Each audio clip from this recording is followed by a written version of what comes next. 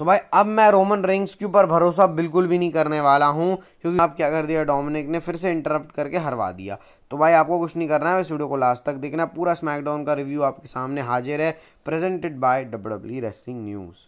तो भाई स्टार्ट करते हैं आज का शो, लेकिन उससे पहले भाई डब्ल्यूडब्ल्यूई को याद आ गया कि जेड कारगिल भी तो आई हैं डब्ल्यूडब्ल्यूई के अंदर, जिनकी बहुत ज़्यादा हाइप थी। तो डब्ल्यूडब्ल्यूई फाइनली जेड कारगिल को अगले हफ्ते लाने वाली है, उन्होंने स्मैकडाउन के लिए साइन कर लिया है। और साथ साथ में भाई जितनी लंबी रोमन रेंग्स की एंट्रेंस होती है उतना लंबा भाई इंट्रो भी चल रहा है। तो आप बताना ये आपको अच्छा लग रहा है या फिर सीधे रिव्यू पे आ जाएं, आप कमेंट करना। स्टार्ट करते हैं भाई शो।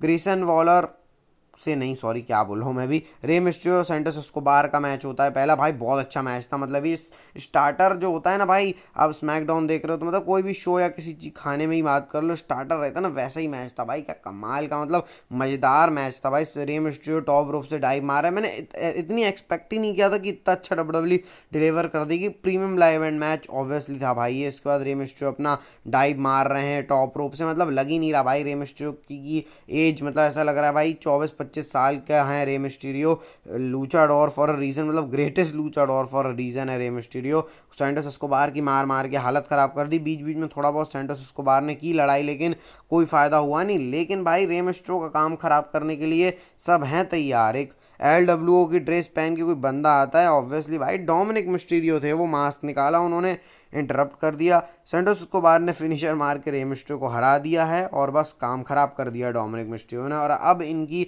राइवलरी शुरू होगी, मतलब बाप बेटे का चैप्टर 2 स्टार्ट होगा रेसलमेनिया में। अब देखो किस क्या होता है इसके अकॉर्डिंग, मैं तो इंटरेस्टेड हूँ भाई स्टोरी लाइन के अंदर।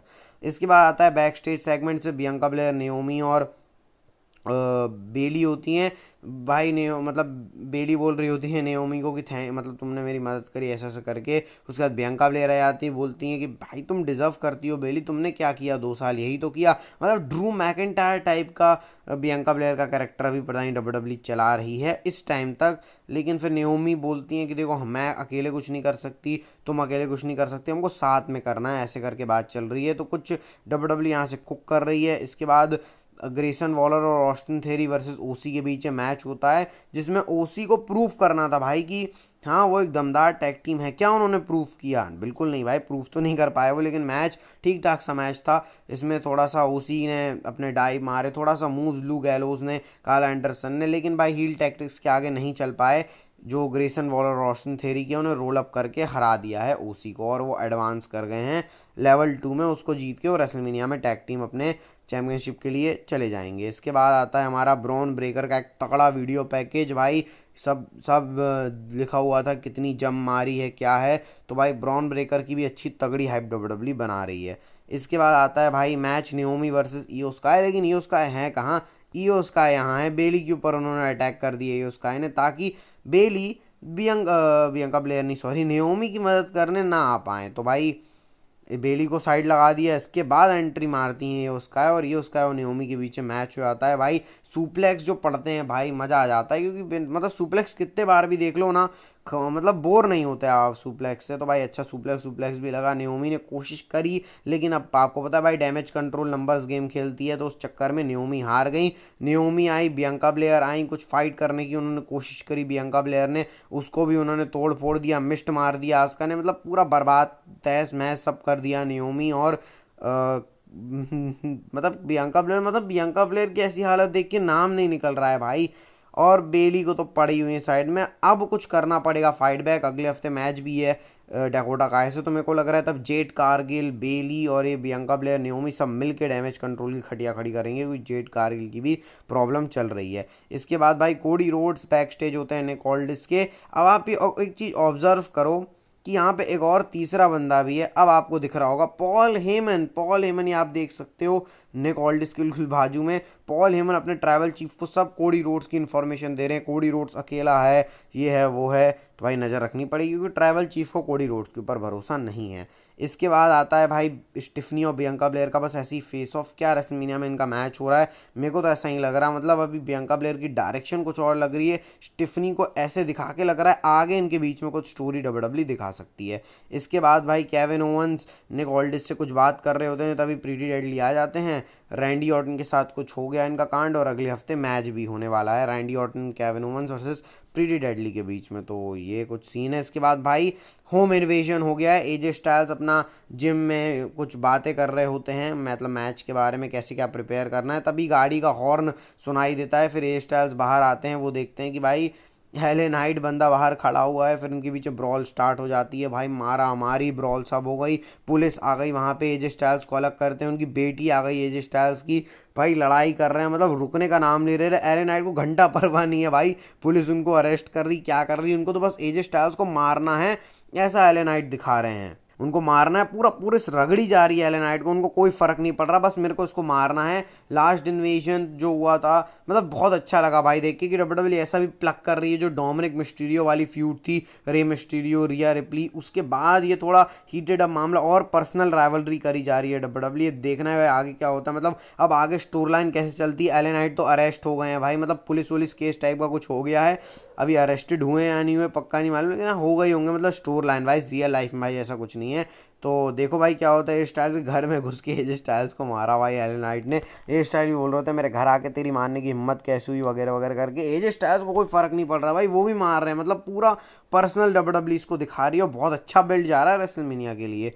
इसके बाद आता है भाई स्ट्रीट प्रॉफिट्स वर्सेस ओसी के बीच मैच, और इसके अंदर ऑब्वियसली भाई स्ट्रीट प्रॉफिट्स ने रोल अप करके जीत लिया है। और ये आप ब्रैकेट देख सकते हो, theory and Waller versus street profits होगा अगले हफ्ते। और वहाँ से जो अगला ब्रैकेट है हमारा, लेगाडो डेल फैंटाज्मा वर्सेस हाँ जो हमारी नई टैग टीम है, पीट डन और टाइलर बेट की न्यू कैच रिपब्लिक। तो ये चारों दो दो टैग टीम मैच होंगे, जो जीतेगा और रेसलमेनिया में जाएगा।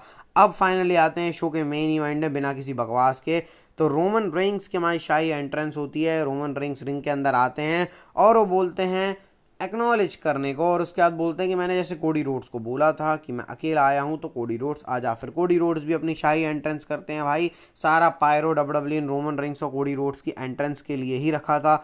आते हैं कोडी रोड्स रिंग के अंदर। इसके बाद सबसे पहले रोमन रेंग्स बोलते हैं हाँ भाई मैं अकेला आया हूँ। तो कोडी रोड्स बोलते हैं तुम अपने शब्द के पक्के हो, तो मैं भी अपने शब्द का पक्का हूँ, मैं भी अकेला आया हूँ। अब इसके बाद बातें शुरू होती हैं। रोमन रेंग्स मुद्दा उठाते हैं कोडी रोड्स के सामने कि देख भाई कोडी रोड्स, तू जो है वो सेथ रॉलिंस के ऊपर भरोसा कर रहा है, तो स्टूपिड है, मतलब स्टूपिड इडियट, इन सबसे शुरू करते हैं। कारण ये सेथ रॉलिंस की बात करते हैं वो, कि सेथ रॉलिंस ने शील्ड के बारे में बात करते हैं कि मेरा ब्रदर है, लिटिल ब्रदर सेथ रॉलिंस के साथ तुम काम कर रहे हो, मैं और सेथ फैमिली हैं, शील्ड है, हमने साथ में एक जैसे काम किया है, और उसने मेरे ऊपर बिट्रेयल किया था, तो तुम्हारे को भी धोखा दे सकता है, ऐसे करके रोमन रेंग्स बोलते हैं। लेकिन तभी कोडी रोड्स बोलते हैं उसके ऊपर कि देख भाई रोमन रेंग्स, जो तूने सेथ रॉलिंस के बारे में बोला मैं भी सोचा हूँ उसके ऊपर। फिर उसके बाद वो टैग टीम की बात करते हैं, मतलब वो याद दिलाते हैं कि जो तुम्हारी फर्स्ट लॉस थी द शील्ड की, वो किसके अगेंस्ट आई थी, बस उसके लाट्स में रोड्स लिखा हुआ था। तो कोडी रोड्स और जो कैंडे व्यासी वाली टीम, मैंने आपको कोडी रोड्स की डॉक्यूमेंट्री स्टाइल वाली वीडियो ऑटोबायोग्राफी में बताई थी, उसका लिंक डिस्क्रिप्शन में दे दूंगा आपको। तो वहाँ पर ये पूरी डिस्कशन हुआ। उसके बाद भाई कोडी रोड्स जी बोलते हैं क्या तुम रॉक के ऊपर भरोसा करोगे, रॉक जो कि ये है वो है, मतलब पूरा वो सिनेरियो कोडी रोड्स और रोमन रिंग्स पेश कर रहे थे, जो हम वीडियोस के अंदर बात कर रहे हैं कि सेथ रॉलिंस बिट्रेयल कर सकता है, रॉक बिट्रेयल कर सकता है, उस चीज़ के बारे में रोमन रिंग्स ने उसको डॉज कर दिया, क्वेश्चन को मतलब अवॉइड ही कर दिया। और डॉज करके रोमन रेंग्स फिर बोलते हैं कि तुम second greatest of all time हो, मैं फर्स्ट हूँ, तुम कभी मेरी बराबरी नहीं कर सकते, अपनी चौड़ दिखाते हैं रोमन रेंग्स। इसके ऊपर कोडी रोड्स बोलते हैं कि देख भाई तू जो भी ये सब बोल रहा है ना, हाँ हर कोई बच्चा उस पूरी लेगेसी दिखाते हैं, Hulk Hogan, Stone Cold Steve Austin, Ric Flair, John Cena, इन सब का नाम लेते हैं। फिर बोलते हैं अभी की जनरेशन तुम्हारे जैसे होना चाहती है, लेकिन मैं सेकंड नहीं हूँ, मैं फर्स्ट हूँ जो तेरे को रेसलमेनिया के अंदर हराऊंगा। तो ऐसे करके कोडी रोड्स बोलते हैं। फिर कोडी रोड्स रोमन रिंग्स को शेक हैंड ऑफर करते हैं, लेकिन रोमन रिंग्स वहां से चले जाते हैं। मस्त पॉल हेमन बेल्ट निकाल रहे हैं, रोमन रिंग्स हैं। फिर रोमन रिंग्स चुटकी बजाते हैं ऐसे करके, और चुटकी बजाने के बाद सोलो सिकोआ और जिमी यूसो एक साइड से आ रहे हैं, सोलो सिकोआ एक साइड से आ रहे हैं, पूरी ब्लड लाइन इधर खड़ी हुई है, कोडी रोड्स अकेला है।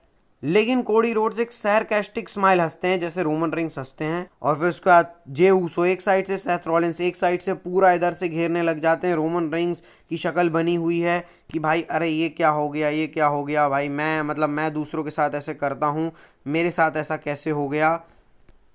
पूरी ब्लड लाइन गहन सोच में होती है। इसके बाद भाई कुछ नहीं होता, कोडी रोड्स, सेथ रॉलिंस और जे ऊसो इधर से देखते हैं, रोमन रिंग्स, सोलो सिकोआ और जिमी ऊसो दूसरे साइड से देखते हैं, और ऐसे होती है स्मैक।